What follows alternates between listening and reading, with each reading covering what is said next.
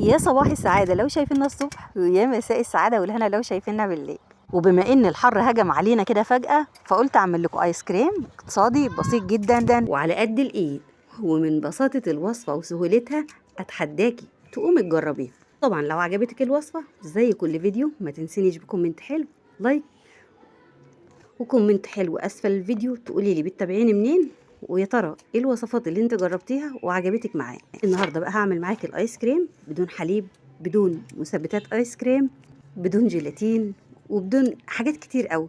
وعلى فكره مش هشتغل خالص بالحليب. الفيديو بتاع النهارده اقتصادي جدا وحاجه كده هتعجبك قوي قوي قوي. هتحبي بقى الصيف وتنتعشي معانا بالحاجات اللذيذه اللي هقدمها لكم. ندخل على مطبخنا المتواضع. اللهم صل وسلم وبارك على سيدنا محمد وعلى آله وأصحابه أجمعين. وزي ما قلت لك الفيديو بتاعنا هيبقى بسيط جدا واقتصادي جدا جدا. يعني تقدري تقولي إن الوصفة دي ممكن تعملي ما شاء الله كمية من الآيس كريم ب5 جنيه بس وأقل كمان. أول حاجة ببدأ أجيب حلة معايا كده وببدأ أضيف فيها 3 معالق من السكر، أي نوع سكر، ومعلقة هرمية من النشا، وأنزل عليهم بكيس من الجيلي.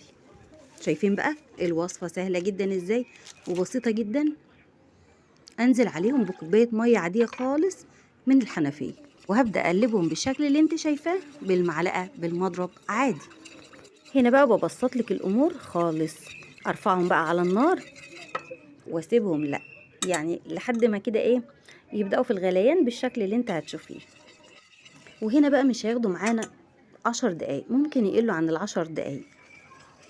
طبعا ايدي كده في الخليط زي ما انت شايف عشان ما يعملش معانا اي تكتلات. اول ما يبدأ يغلي معانا الخليط بالشكل ده هسيبه كده على النار حوالي 3 دقايق. ارفعهم بقى كده على طول واحطهم على الرخامة بالشكل اللي حضرتك شايفاه، تقلبتين كده يمين في شمال وشمال في يمين.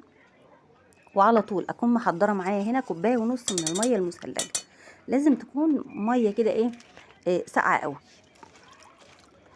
اضيف بقى الميه المثلجه على الخليط اللي انا لسه منزلاه من على النار، ما بسيبوش يبرد، يا دوب على طول ينزل من على النار. اضيف له 1.5 كوباية مج عادي خالص. تقدري هنا بقى تستخدمي المج العادي او الكوبايات المعياريه، الاتنين بيوفوا نفس الغرض.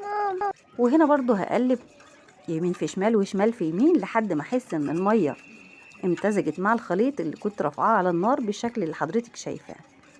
تقريبا كده الايس كريم يعني تقريبا كده نص العملية خلاص خلصت معانا. اجيب بقى اكياس تلاجة تقدري ان انت تحطي في حافظ الطعام. بس انا هنا بضيف الاول كده اللون البرتقاني. هضيف كده يعني نقطتين كده لحد ما احس ان اللون اصبح كده زي لون المانجا مثلا. تقدري هنا برضو تستخدمي اكياس جيلي مانجا، تقدري تستخدمي. انا استخدمت اناناس لان ده اللي لقيته موجود، وللاسف انا كنت طالبه جيلي مانجا فما جابليش صاحب البقاله، ما جابليش. طلعت هوني هنا 2 باكت من الاناناس. فانا هنا ضفت له لون طعام صحي، ودي بتكون ازاز كده زي القطارات جل، بتيجي من اي عطاره. القطاره تقريبا كده بتيجي ب7 جنيه. انا هنا بقى جبت الخليط وفضيته في اكياس تلاجة عاديه خالص. وده طبعا لان لو انا استخدمتهم في علب التلاجة ممكن وانا بشتغل الحاجات دي تتكسر مني. فهنا برضو بسطتلك الدنيا خالص. حطيتلك في اكياس تلاجة. اولا هتسهل عليك عملية النقل، تاني حاجة هتسهل عليك عملية التخزين في الفريزر. على طول ابدأ بقى في تاني طعم معانا. وهنا برضو زي ما قلتلك هنضيف كوباية عادية خالص من الحنفية مية، وعليها 3 معالق من السكر، اي سكر حتى لو كان سكر التموين، وعليهم معلقة واحدة بس من النشا. وهنزل بقى بكيس جيلي. استخدمت برضو كيس جيلي اناناس زي ما قلت لك، كان معايا هنا 2 باكت من جيلي الاناناس، بس هعمل لهم الوان مختلفه. مجرد ما رفعتهم على النار واخدوا معانا السوا هنزل عليهم على طول 1.5 كوباية من الميه المثلجه. وهنا بقى يا حبايب قلبي بدات ان انا احط نص الخليط يكون بطعم الاناناس، والنص التاني ضفت عليه نقطتين كده من اللون الازرق، عليهم نقطتين من اللون الاصفر، وده لان ما كانش عندي اللون الاخضر، فحبيت ان انا اعمل الجيلي اكتر من لون. عملت 3 الوان، وده اللون التالت، كيس جيلي وعليهم 3 معالق من السكر ومعلقه من النشا، ورفعتهم على النار وبدات انزل عليهم 1.5 كوباية من الميه المثلجه. وبرده نفس الخطوات اللي قلتلك عليها في الاول. دخلتهم بقى الفريزر لحد ما اتجمدوا كل واحد بقى والفريزر بتاعته. على حسب تجميد الفريزر اللي عندك. شايفين بقى تجمدوا، وطريقه نقلهم زي ما قلت لك هتبقى سهله جدا وبسيطه. بجد بجد هتعملي الايس كريم ده اكتر من مره، هيبقى عندك بصراحه ادمان. اجيب بقى الايس كريم بعد ما اتجمد معانا في الفريزر بالشكل اللي انت شايفاه، هقطعه بقى مكعبات عشان يمشي معانا في المكنه او في الكبه. وهنا بقى تقدري تستخدمي الكبه، تقدري تستخدمي العجان، تقدري تستخدمي مضرب الكهرباء، اي حاجه تقدري تستخدميه. قطعت بقى مكعبات الجيلي بالشكل اللي انت شايفاه، وهبدا انزل باربع معالق هرميه كبار كده من الكريم شانتيه، وهبدا اضربهم في الكبه بالشكل اللي حضرتك شايفاه لحد ما احس ان الخليط بقى كريمي وناعم. هنا بقى زي ما شفت ببدا اقلب الخليط من تحت لفوق، من فوق لتحت، عشان احس ان كل الخليط اتضرب معانا بالشكل اللي حضرتك شايفاه. شايفين بقى الجيلي بجد، الجيلي اتحول لايس كريم سهل جدا وبسيط جدا وسلس وبجد بجد هايل. وزي ما انتم شايفين كده لو لاحظتوا هتلاقي معانا الخليط مطاطي وجميل جدا، قوام بجد بجد هايل. احطه بقى في حافظ الطعام، تحطيه في اي حاجه عندك، اي علبه موجوده عندك هتبدا ان انت تحطي فيها الخليط بالشكل اللي حضرتك شايفاه، وتبدا ان انت تضغطي ضغطتين كده وتسويه، وعلى طول تغطيه وفي التلاجة احفظيه. ندخل بقى على تاني طعم معانا، وهو طعم الاناناس. على فكره تقدري تستخدمي الوان تزودي بيها اللون، لو انت عايزه اللون يبقى ملعلط كده معاكي تقدري ان انت تضيفي اللون تزوديه شويه. في صوصات زي صوص الفراوله وصوصات تانية كتير مختلفه، تقدري برضو ان انت تضيفي صوص بحيث انه يديلنا طعم برضو مميز. بس على فكره هنا طعم الايس كريم بتاعنا حلو قوي، وده طبعا عشان فيه الجيلي، وعشان فيه برضو الكريم شانتيه.